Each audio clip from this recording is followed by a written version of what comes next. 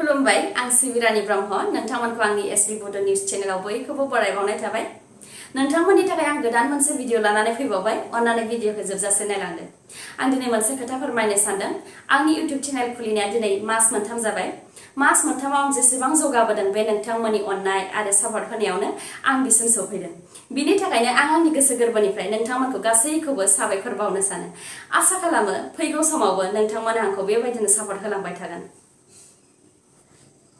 आसामनि chief minister बिथां सर्बानन्द सनोवाला गंनै रफेक्स जाहाजखौ खारजेन होनो थाखाय 31 अक्ट'बर लोखि फुजायाव बेखेवगोन बे जाहाजफोरा माजुलिनिफ्राय जरहाटनि निमाती घाटसिम खारगोन बे जाहाजजों दावबायोब्ला माजुलि आरो निमाती घाटनि जानथाया गुसुं जागोन आरो खम समनि गेजेरावनो थांलाय फैलाय खालामनो हागोन आरो बे गंनै जाहाजखौ मडार्न टेक्न'लजिजों बानायनाय जादों बे जाहाजनि गेजेरजों खेबसेयाव गं 10निफ्राय 10 to 15 गारि लांनो हागोन आरो सा 200 मानसिफोरा खेबसेयाव थांनो हागोन JEE मेइन एग्जाम 2020 नि आनजादखौ गाव आनजाद होआलासे रां होनानै गुबुन मानसिखौ आनजाद होहोग्रा नील नक्षत्र दासखौ मैया आजारा पुलिसा एरेस्ट खालामबाय नील नक्षत्र दासआ JEE नि मेइन एग्जामखौ गाव होआलासे गुबुन सोरखौबा होहोदोंमोन बे खौरांखौ नील नक्षत्र दासआनो फनाव गुबुन सोरनोबा खोन्थाहरदोंमोन फनाव रायज्लायनाय अडिअ क्लिपआ भाइरेल जाखांनायनि उनावनो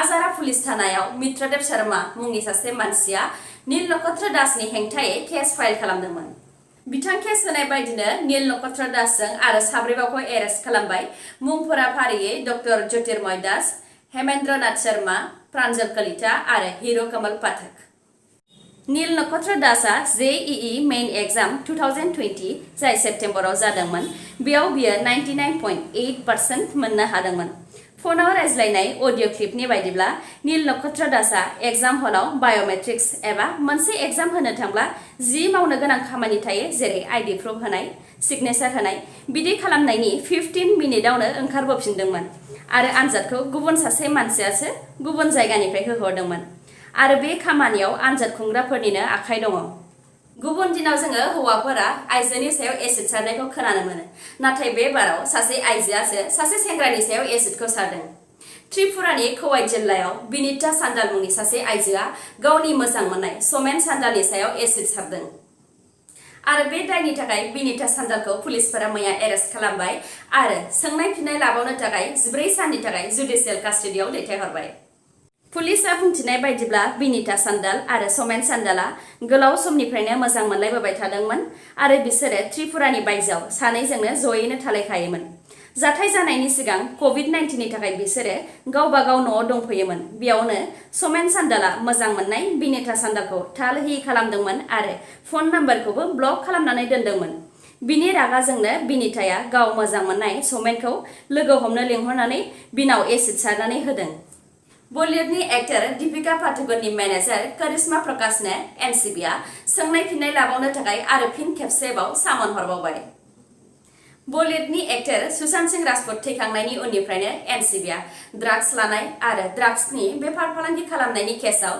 बलिउडनि गोबां एक्टरफोरनावनो सोंनाय फिननाय लाबोबाय थादों आरो बे केसआव दिनैसिम एनसीबीआ गोबां मानसिफोरखौ एरेस्टबो खालामबोबाय बे एरेस्ट खालामजानाय सासे मानसिनिफ्रायनो खौरां मोननानै एनसीबीआ थांनाय मंगलबाराव करिश्मानि बारस'भा एरियानि न'आव रेड खालामदोंमोन बेयावनो बिनि न'निफ्राय एनसीबीआ ड्राग्स हमनो मोनदों एनसीबीआ दासिम ड्राग्स लानाय आरो फालांगि खालामनायनि दायाव गासै सा 23 जनखौ हमबाय भिडिअखौ जोबजासिम नायलांदो आरो नोंथाङा दासिमबो आंनि चेनेलखौ साबस्क्राइब खालामाखैबा अन्नानै साबस्क्राइब खालामदो लोगोसे बेल आइकनखौ क्लिक खालामदो जाहाथे गोदान गोदान खौरां लानानै आं नोंथांमोननिसिम फैनो हायो दुर्गा फुजानि समखौ खाबु लानानै साथाम दुथांफोरा साथाम हिन्जावखौ रंजली हायर सेकेन्डारि स्कुलनि फोथाराव होसो होसो जिनाहारि खालामदों जिनाहारि खालामबाय थानाय समावनो दुथांफोरा भिडिअबो खालामनानै लादोंमोन आरो बे भिडिअनि गेजेरजोंनो बे हिन्जाव साथामखौ धमकी होनानै गावसिनिसिम फिन खेबसे फैबावनो थाखाय बिसोरो बिथोन होदोंमोन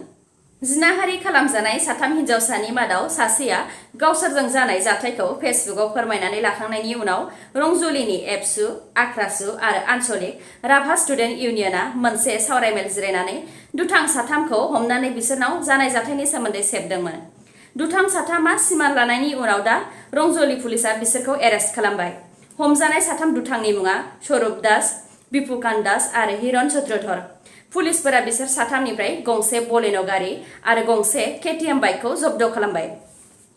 इन्डियानि प्रेसिडेन्ट रामनाथ कोविन्द बिथाङा मैया दिल्ली इउनिभार्सिटिनि भाइस चेन्सेलर प्रफेसर योगेश त्यागीखौ गावनि डिउटिखौ मोजाङै मावफुङैनि थाखाय सासपेन्ड खालामबाय।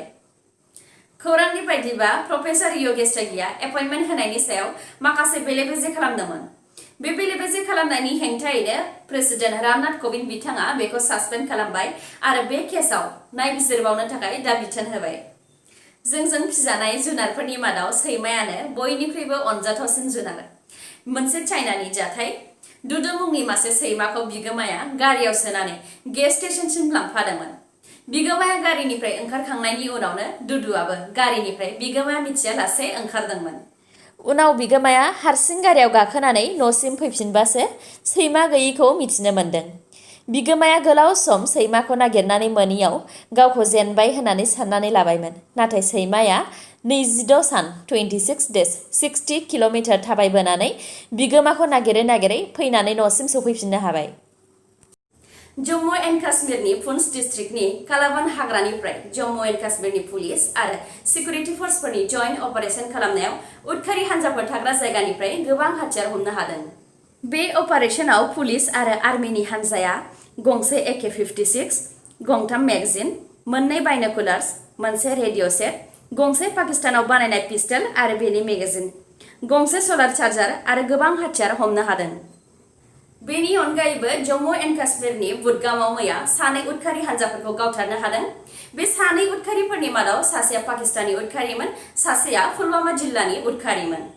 उदखारि आरो सिकिउरिटि फर्सफोरनि गावलायलायनायाव सासे सिकिउरिटि फर्सनि जवाना जोखोम जादों। आसाम पुलिस साब इन्सपेक्टर आनजादनि पेपार लिक जानाय केसआव बङाइगावनि अक्षय टेलिकमिउनिकेशननि बिगोमा अक्षय चांद बेदखौ CIDआ एरेस्ट खालामबाय। अक्षय चांद बेदआ देहा फाहामथायनि थाखाय एप'ल' हस्पिटालाव दंमोन। हस्पिटालनिफ्राय गनाय लोगो-लोगोनो CIDआ बेखौ हमबाय आरो बेखौ दा सोंनाय फिननाय लाबावनो थाखाय गुवाहाटी सेन्ट्रेल जेलाव दैथायहरनाय जाबाय। बिश्वनाथनिफ्राय मैया मोसा बिगुर आरो बिनि अंगजों लोगोसे साथाम मानसिखौ बिश्वनाथनि हाग्रा बिफाना हमनो हादों। हमजानाय साथामनि मुङा ज्योतिष थान्ति, बुलेट मुन्डा आरो सुभाष मित्रा। बिश्वनाथनि हाग्रा बिफाना माखासे स्ट्रेट खौरां मोननानै अपारेशन खालामनायाव बिसोर साथामखौ बि पुकुरिनिफ्राय हमनो हादों। जोबनायाव दङ इन्डिया आरो आसामनि कर'नानि आपडेट। इन्डियायाव दासिम 80,36,591 नि देहायाव कर'ना पजिटिभ मोनबाय। थैनाया गासै 1,20,492। हामनाया 73,05,982।